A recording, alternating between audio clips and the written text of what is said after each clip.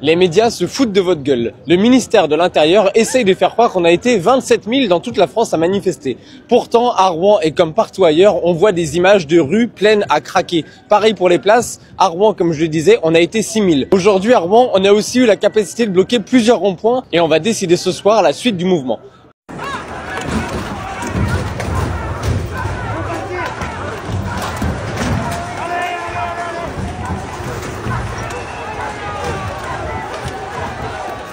Des manifestations continuent toujours en France. Le mouvement du 10 septembre a engendré beaucoup de dégâts dans la ville de France et partout dans Paris. Mais les médias français ont décidé de rester bouche bée et de rester les yeux fermés à cette situation.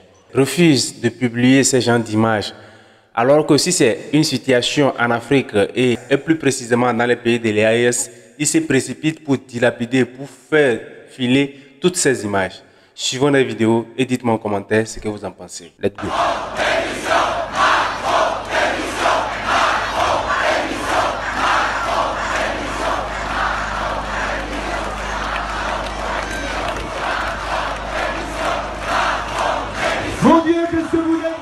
Je ne sais pas si vous avez prêté attention. J'ai vu la Tour Eiffel. Pour ceux qui viendront dans les commentaires me dire que ce n'est pas en France. Bien évidemment, quand bien même on dit Macron démissionne. Macron démissionne. J'ai vu la Tour Eiffel. Je vais ramener ça en arrière et puis vous allez voir. J'ai bien vu la Tour Eiffel. Et voilà, c'est la Tour Eiffel. J'ai dû mettre pause pour que vous puissiez bien voir. C'est la Tour Eiffel que moi je suis en train de voir ici. Et la population dit quoi? Macron démissionne parce que ils en ont marre. Ils veulent la démission de Macron immédiat après la déstabilisation de son gouvernement, après que le Premier ministre ait démissionné et qu'il a changé de ministre pour pouvoir continuer l'exercice de fonction dans le gouvernement. Le peuple dit non, que Macron dégage. Parce que, bien évidemment, on a dit que Macron, c'est le pire des présidents que la France a connu dans toute l'histoire. Alors, on continue.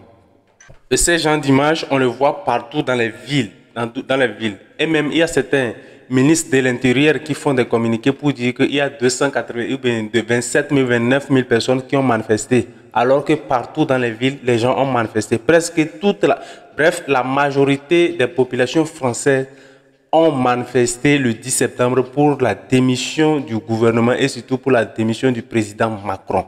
Suivez. Les médias se foutent de votre gueule. Le ministère de l'Intérieur essaye de faire croire qu'on a été 27 000 dans toute la France à manifester. Pourtant, à Rouen et comme partout ailleurs, on voit des images de rues pleines à craquer. Pareil pour les places. À Rouen, comme je le disais, on a été 6 000. Aujourd'hui, à Rouen, on a aussi eu la capacité de bloquer plusieurs ronds-points et on va décider ce soir la suite du mouvement. En tout cas, pendant que les médias essaient de vous faire croire que le 10 septembre, les personnes qui manifestaient minoritaires, rappelez-vous que la majorité du peuple français soutient le mouvement du 10 septembre, que 70% des Françaises et des Français veulent que Macron dégage. Et avec lui, avant ça, il faudra peut-être faire partir tous les premiers ministres qu'il va mettre, notamment Lecornu, qui est ici comme étant le premier allié d'Emmanuel Macron, celui aussi qui était au ministère des Armées, donc on sait ce qui va se passer. Il va le proposer le même budget qu'au Bayrou, empire, tout ça pour continuer de donner de l'argent aux ultra-riches et encore plus d'argent à l'armée. Donc tous ces premiers ministres, on les dégage un par un le mois de septembre et encore après s'il le faut. Donc on se mobilise à fond dans les ronds-points, dans les facs, dans les entreprises, on les dégage tous. Tous les médias français se foutent de la gueule, non seulement des Français mais des Africains. Pourquoi ils décident de ne pas montrer ces images, ces vidéos? Pourquoi ils ne publient pas? Ils veulent garder l'image de la France très saine, bien évidemment. Ils veulent garder, ils veulent protéger, mais imaginez un instant que ces manifestations, c'est dans un pays de l'Afrique de l'AES, Burkina Faso par exemple, soit Mali ou le Niger. Tout le monde entier allait être informé par la RFI, la France 24, et bref, tous les médias que vous connaissez. Ils allaient saturer tous les réseaux pour dire, voilà, dans l'AES, ce qui se passe, voilà ce qui se passe partout. Alors que dans leur propre pays, ils ont décidé de mettre des bandes noires pour ne rien voir. Et ici, nous avons décidé de vous montrer ces images et partager ces vidéos afin que vous puissiez voir vous aussi, de vos propres yeux, l'image que la France représente pour les pays de l'Afrique et surtout pour le monde entier. Tout est clair aujourd'hui et nous avons marre, nous allons tout dénoncer afin qu'eux aussi ils sachent qu'ils ne sont pas parfaits. Que la France sache que les pays africains ne sont pas des sous-hommes. Nous sommes aussi des humains au même titre que vous. Nous sommes des humains au même titre que tous les Français, les Allemands, bref, les Italiens, nous sommes tous des humains et nous devons être traités au même titre. Alors on continue.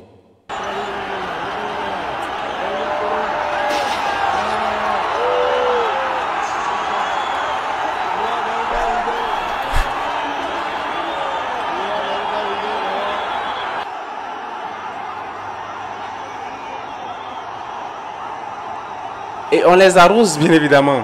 On les arrose. Les sapeurs-pompiers sont en train de les arroser afin qu'ils dégagent dans la rue. C'est pas fini. On va continuer. Nous continuerons à isoler Netanyahou et son gouvernement. Et comme nous avons fait tomber le régime d'apartheid de Pretoria, nous ferons tomber le gouvernement génocidaire et pour mettre fin au génocide. Nelson Mandela existe toujours puisque nous parlons de l'Afrique du Sud. Il s'appelle aujourd'hui Marwan Barghouti, menacé depuis sa prison. Il doit être libéré. Il serait naïf de croire qu'il ne s'agit que de la Palestine. Car derrière la criminalisation des voix pour la paix et pour le droit international, il y a une attaque à nos droits fondamentaux. Quand la France interdit, seul pays en Europe, des manifestations de soutien et de solidarité au peuple palestinien pendant des semaines et des semaines. Quand Jean-Paul Delesco, secrétaire départemental de la CGT du Nord, est non seulement cherché chez lui à 6 h du matin, mais condamné à 1 an de prison avec sursis pour un tract sur la Palestine. Quand les apologies de terrorisme tombent par centaines sur tous les militants, y compris des parlementaires. Quand des étudiants sont expulsés de leur université, jusqu'à cette loi abjecte qui a été votée, qui vise encore plus à criminaliser la solidarité avec la Palestine. Quand Urgence Palestine est menacée de dissolution, alors oui, il s'agit de défendre avec le droit à vivre des Palestiniens en liberté. Il s'agit de défendre aussi notre démocratie, nos droits fondamentaux et de réaffirmer que défendre la Palestine n'est pas un crime. Défiler, vous faire voir des milliers, des centaines d'images et des vidéos de la manifestation du 10 septembre en France. C'est pas fini. Vous allez voir comment la population et la police entrent en tension. Vous allez voir tout à l'heure. Suivez.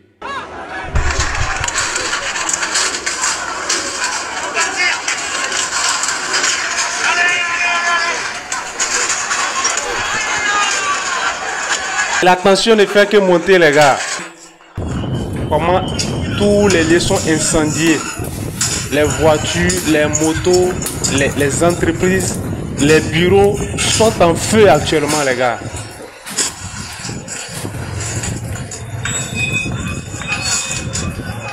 Regardez, regardez la fumée. Partout. Les incendies sont créés. On ne sait pas si c'est pas des manifestants ou bien c'est un court-circuit ou quoi que ce soit. Mais toujours le 10 septembre, là, il y a eu des incendies. Suivez.